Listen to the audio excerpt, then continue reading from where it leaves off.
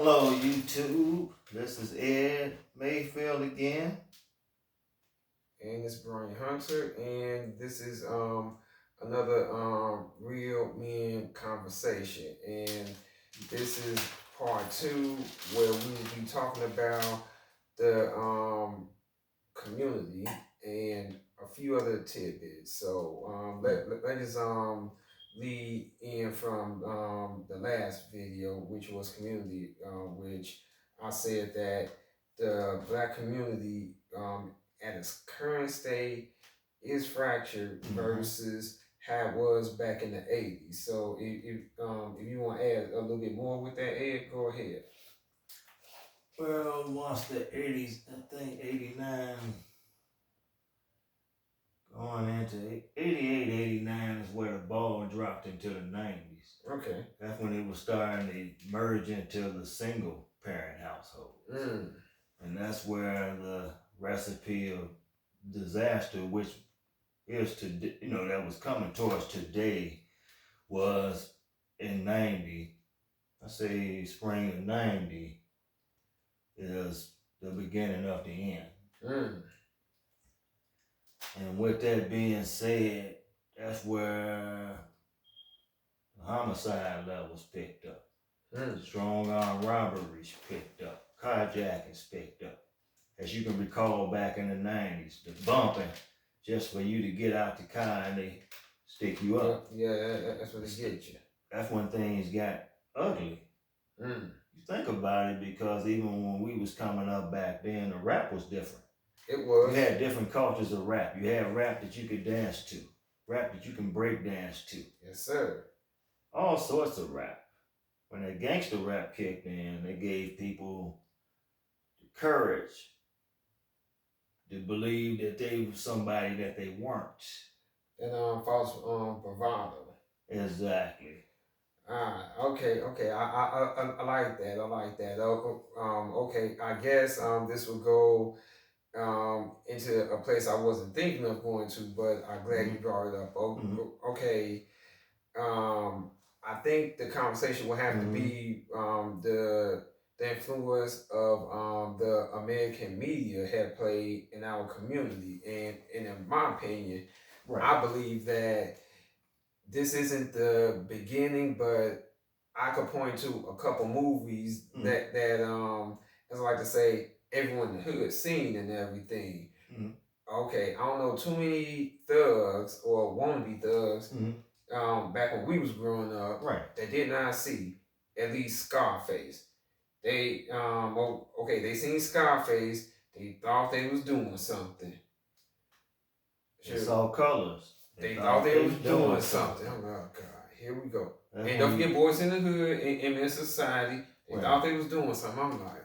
And the funniest thing in elementary, we look back at some of the things that, okay, I'm gonna take it back, but I'm gonna kind of fast forward from how we grew up when we was around different cultures. This was something I seen when I transferred over the other side of the bridge, where it's predominantly black. And this is the funny part when colors came out. They started going around, you Bloods and you Crips. So it's always been an individual. I didn't follow every trend. So I'm going to be considered weird because I think for myself. I'm always solo. Versus people that can't do nothing without putting their heads together with somebody else's. I found it so amusing that in that era, you had people claiming games, but their hats was broken the wrong way. Yeah. I can recall that. See, now since you went there and everything, okay, this is what I find interesting, at least today. I'm hearing so many guys in their 40s and their 50s, they shaking up. I'm like, but aren't you working? You working somewhere like 10, 15 years? What adult shakes up on the job that you supposed to be trying to provide a livelihood for you and your family? Now, if your what do you say, employer caught wind of that and everything, Right. and then if they had any idea, if they knew what that was, okay, they can be terminated for that. Right. And the thing that kills me is with the social media stuff, how everyone puts stuff on social media, how they be shaking up this, that, and the third, and I'm like looking like, man, are y'all this freaking stupid? What the? I'm like, what the French toast are you doing? Exactly. But it's like, seriously, are you gonna be this stupid? You giving your employers, you giving them boys all the ammunition they need to throw stuff at you. Now, man, you already are African in America. Right. You already have 2 strikes against you already, just off the premise of social media, and you being an African in America. So it's like, okay, so why give them a reason if you know the game is rigged? I don't understand that, because I know it's all rigged.